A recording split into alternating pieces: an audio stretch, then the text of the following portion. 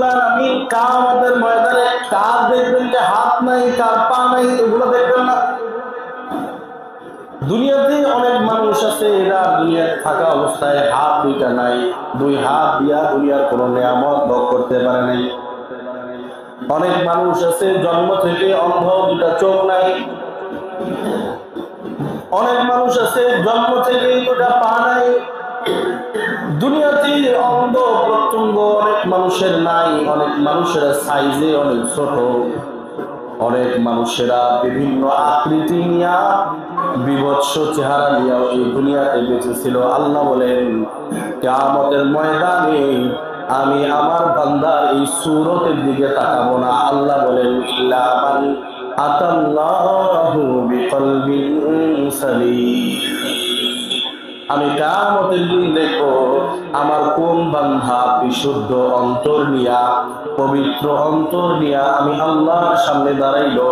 এই বিশুদ্ধ অন্তরের মালিকের জন্য আমি আল্লাহ তাআলা সুগঠিত জান্নাতের ব্যবস্থা রেখেছি। বলেন সুবহানাল্লাহ।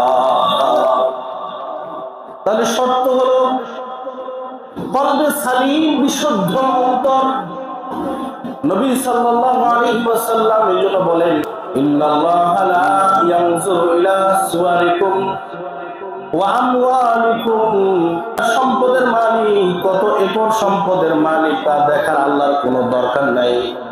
আল্লাহ বলেন আওয়ালাকি ইয়ানজুরু ইলা কুলুবিকুম। আমি শুধুমাত্র আমার বান্দার অন্তরের দিকে তাকাবো। করেন সুবহানাল্লাহ। তাহলে এই বিশুদ্ধ অন্তর অর্জন করতে হলে এক নম্বর যেটা বাদ দিতে হবে সেটা হলো হিংসা। যদি কারো অন্তরের ভিতরে হিংসা থাকে তো আল্লাহ তাআলা দুনিয়াতে তাকে চারটা শাস্তি দিবেন। এই চারটি শাস্তি আল্লাহ পাক অবশ্যই তাকে দিবেন। এক নম্বর শাস্তি হলো যে হিংসুক তার অন্তরের ভিতরে আল্লাহ পেরেশানি দিয়ে দিবেন। কি দিবেন বলেন? পেরেশানি। আরে ওই এত বড় হয়ে গেছে, ঈশ্বর ওইটা এই করছে, ও এই করছে, মানে ওর ভিতরে জ্বলে পড়ে সারখার, চিন্তিত, অস্থির। আরেকজনের ভালো তার সহ্য হয় না। যার অন্তরের ভিতরে চিন্তা, দুশ্চিন্তা, পেরেশানি বেশি থাকে তার রোগ বালাই হওয়ার ঝুঁকি কম না বেশি? তাহলে দুই নাম্বার শাস্তি হলো এই পেরেশানির কারণে আল্লাহ তার রোগ বালাই বাড়ায় দিবে। সুস্থ মানুষ সকালে সুস্থ ছিল, বিকালে হার্ট অ্যাটাক করছে, কি হয়েছে? হার্ট ব্লক হয়ে গেছে। বলেন আছে না নেই? পেরেশানি, চিন্তিত, অন্যের কিভাবে ক্ষতি করা যায়। এত ভালো মানুষ, এত টাকা অর্থ সম্পদ আয় করতেছে, এই মসজিদে দান করতেছে, কিভাবে মসজিদের লাঞ্ছিত করা যায়। ওই অমুক জায়গাতে ওই ভালো কাজ করতেছে, কিভাবে ওরা প্রতিরোধ করা যায়, কিভাবে ওকে আইনের মাধ্যমে হোক, সমাজের মাধ্যমে হোক, ব্যক্তির মাধ্যমে হোক, কিভাবে হেনস্থা করা যায়। এইরকম মন মানসিকতা আমাদের সমাজে আছে না নাই? কথা বলে আছে না নাই? তাহলে দুই নাম্বার শাস্তি হলো যার অন্তরে এরকম পেরেশানি থাকবে আল্লাহ তার রোগ বাড়ায় দিবে।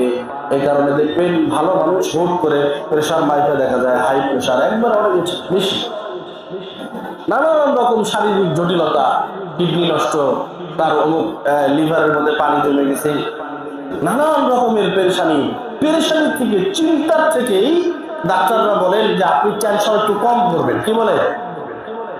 শুধু যে মানুষ টেনশন বা পেরেশানি যে হিংসার কারণে হয় তা বলছি না, কিন্তু টেনশন অনেক মানুষের হিংসার কারণে হয়।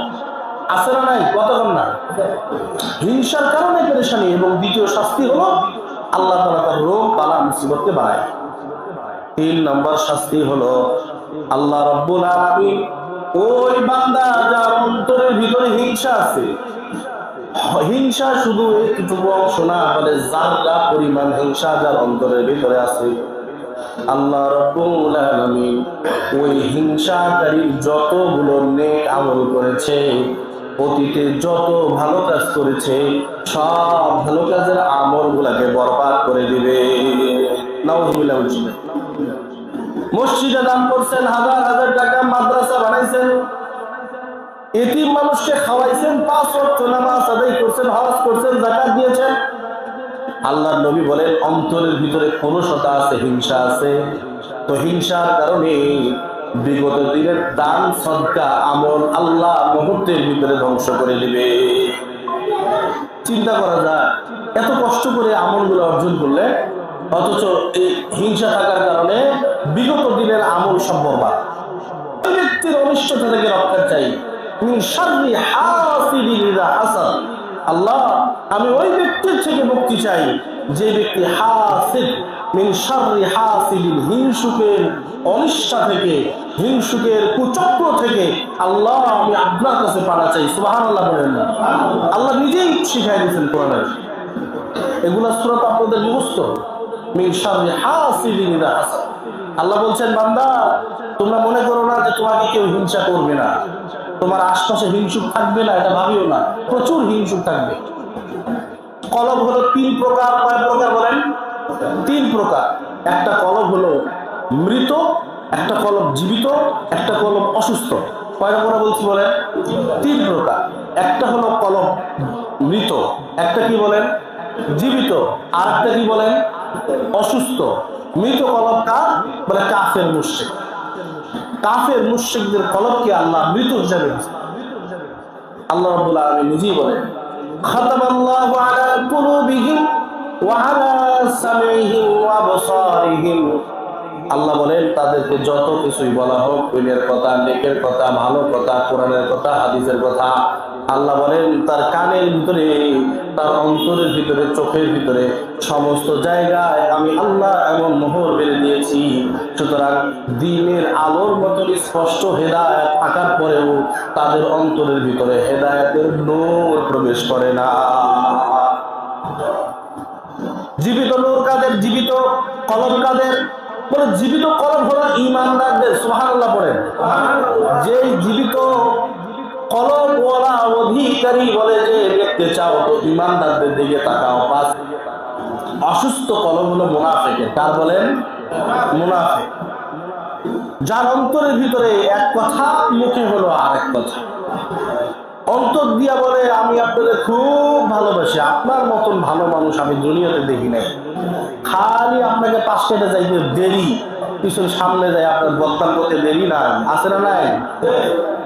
আপনার সামনে কি বলে সুফি ভালো মানুষের মতো মানুষ দুনিয়াতে নেই। খালি আপনার পাশ থেকে যাবেন। আপনার গোষ্ঠী কায় কি করছে? দাদা আমলের কায় কি দুর্নীতি করছে? সব দুর্নীতি আপনার পিছনে বলার লোক আছে না নাই? তাহলে এই যে মুনাফিক, যার অন্তরে এক, মুখে আরেক, বলে যে এদের অন্তরকে আল্লাহ বলে এরা অন্তর হলো অসুস্থ, এদের অন্তর হলো কাতর, এদের অন্তর একবারে আইসিইউতে যাবে। সুতরাং এই অন্তরকে যদি জীবিত করতে চাই, আল্লাহ নবী সাল্লাল্লাহু আলাইহি ওয়াসাল্লাম হাসেদের 4 নম্বর শাস্তির কথা বলেছেন।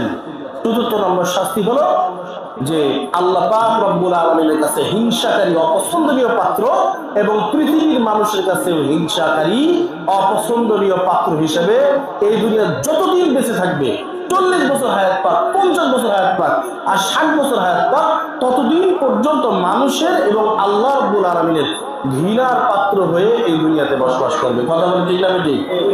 যে অন্তরের হিংসা দূর করতে হলে 1 নম্বর চিকিৎসা হলো আফসুস সালাম। সবাই বলেন আসসালামু আলাইকুম ওয়া রাহমাতুল্লাহি ওয়া বারাকাতুহু। এই সালামের না, আসসালামু আলাইকুম, এইটা সালাম না। আমরা মাঝে মাঝে খেয়াল করি, হুজুর আসসালামু আলাইকুম, হুজুর কেমন আছেন? আসসালামু আলাইকুম, এটা কোনো সালাম? এই সালামের মানে আগাও নাই, মাথাও নাই, মোড়াও নাই। সালাম হবে বিশুদ্ধ। সালামের প্রথম সিন এটা হবে স্পষ্ট। মানে গরম তেলের ভিতরে মাছ ছাইড়া দিলে যেমন সাপ করে ওঠে, এই সালামের সিনের জবাব হবে এরকম, আসসালামু আলাইকুম। এইখানে কোনো সুযোগ নাই সালাম আলাইকুম বলার। সরাসরি আলিফ আর সিনের মাখরাজ উচ্চারণ করতে হবে, আসসালামু আলাইকুম ওয়া রাহমাতুল্লাহ। বুঝতে পারছেন আপনারা? নবী সাল্লাল্লাহু আলাইহি ওয়াসাল্লাম বলেন আফসুস সালাম, সালাম বাড়ায় দাও। তোমার সাথে যারা হিংসা বিদ্বেষ রাখতে চায় রাখুক না, তার অন্তরের অবস্থা আল্লাহ দেখবে। কিন্তু তোমার দায়িত্ব হলো তুমি সেই ব্যক্তির সাথে সালাম বিনিময় করো। যখন হিংসুক তোমার সাথে হিংসা করে, তুমি সালাম বিনিময় করতেছো, তো আল্লাহ রাব্বুল আলামিন ওই সালাম বিনিময় করার কারণে আল্লাহ রাব্বুল আলামিন পরস্পরের অন্তরের ভিতরে আল্লাহ তাআলা অটোমেটিক ভালোবাসা তৈরি করে দিবেন। বলে সুবহানাল্লাহ। আল্লাহ পাক অটোমেটিক ভালোবাসা তৈরি করে দিবেন। আল্লাহ নবী সাল্লাল্লাহু আলাইহি ওয়াসাল্লাম আমাদেরকে দ্বিতীয় উপায় শিখিয়ে দিয়েছেন। দ্বিতীয় উপায় হলো, আল্লাহ নবী বলেন, কলবের অসুস্থতাকে যদি দূর করতে চাও, দুই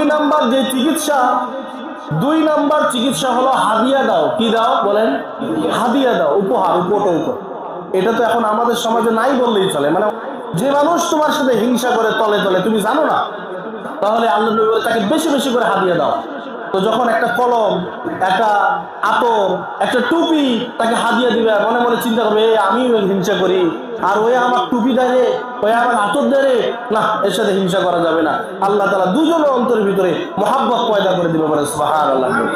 তাহলে 2 নাম্বার মুক্তির উপায় হলো, হিংসা থেকে মুক্তির 2 নাম্বার উপায় হলো কি বলেন? হাদিয়া দেওয়া। 2 নাম্বার উপায় কি বলেন? হাদিয়া দেওয়া। আল্লাহ দোয়া শিখিয়ে দিয়েছেন, আল্লাহুম্মা জাআলনি মাহসুদা ওয়ালা তাজআলনি হাসিদা। সুবহানাল্লাহ পড়ি আমরা সবাই। আল্লাহ নবী সাল্লাল্লাহু আলাইহি ওয়াসাল্লাম বলেন, দোয়া করো, আল্লাহুম্মা জাআলনি মাহসুদা ওয়ালা তাজআলনি হাসিদা।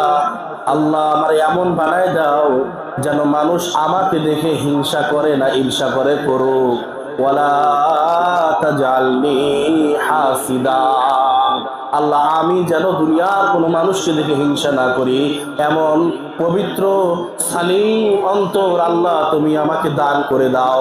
আল্লাহ নবী বলেন, এরকম দোয়া যে দুহাত তুলে আল্লাহর কাছে করবে, আল্লাহ রাব্বুল আলামিন তার অন্তরকে, কলুষিত অন্তরকে পবিত্র করে আল্লাহ রাব্বুল আলামিন মাহবুব বান্দা হিসাবে আল্লাহ তাআলা এই পবিত্র অন্তর অর্জনকারী ব্যক্তিকে নিজের খাস আবেদ বান্দা হিসাবে কবুল করে নেবেন। পরে সুবহানাল্লাহ। তাহলে আমরা কি অন্তর বিশুদ্ধ করতে চাই কি চাই না বলেন? দেখেন, টের পাবেন কখন? মরার পর। কখন পাবেন? মরার পরে সোজা হবেন।